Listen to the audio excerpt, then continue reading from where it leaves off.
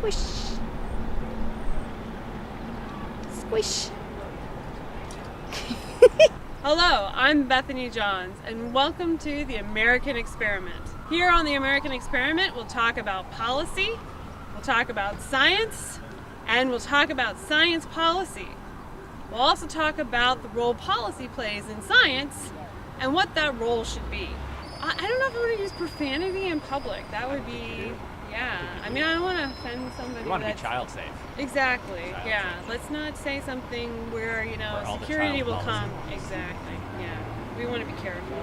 I'm a scientist turned policy wonk, and I work in science advocacy here in Washington, D.C. I make sure that science is being used to write good policy, and vice versa. That policy is written that enables good science. Sassy! Sassy policy. More sassy policy. More bloopers there. So, why is this the American experiment? The American experiment is a phrase that refers to the United States democracy system. One of our founding fathers, George Washington, coined the phrase the American experiment in his inaugural address on April 30th, 1789. And I quote, "The preservation of the sacred fire of liberty and the destiny of the Republican model of government are justly considered, deeply perhaps as finally, staked on the experiment entrusted to the hands of the American people."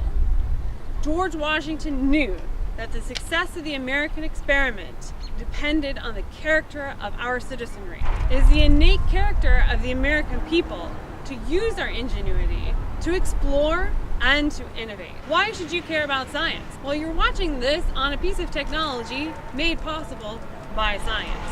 Why should you care about policy? Well, because most of the science in the United States is funded publicly by the federal government. So you wouldn't be able to watch this on your smartphone without the government helping pay for that research. Why should you care about science policy? Easy, because it's actually written in our Constitution.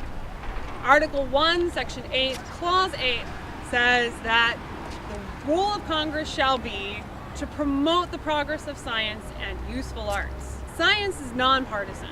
Policy is essentially nonpartisan also. In this channel, we will be remaining nonpartisan. We'll be exploring actual science segments. We'll be talking with scientists. We hope to talk with policymakers.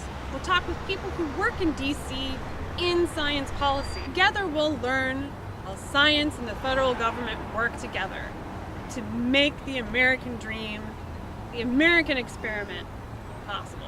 So sit back and enjoy. Welcome to the American Experiment. And with that, I'll yield back the balance of my time. How you doing? I'm good. How are you? I actually did. That was recording. That's all.